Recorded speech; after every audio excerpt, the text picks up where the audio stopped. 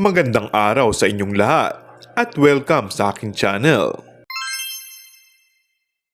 Inamin ni Kapamilya Primetime King na si Coco Martin na nahiya raw siyang ipasok ang kanyang dalawang kapatid na sina Ronaldo at Ryan Martin sa FPJ's Batang Quiapo.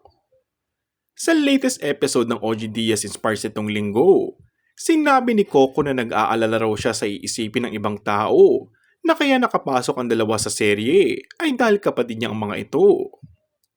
Sabi ko naman, ibang tao nga natutulungan ko.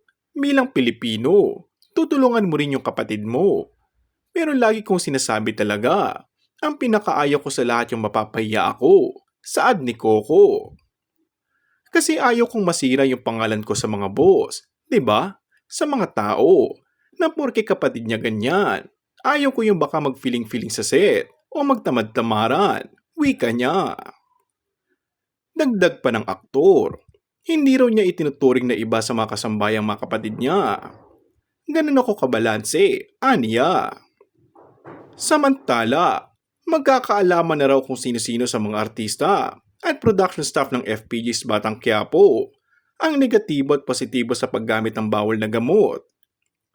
Ipinatest ng ABS-CBN sa pangunguna ng lead star at director ng Batang Quiapo na si Coco Martin ang lahat ng cast members at ang mga taong involved sa produksyon.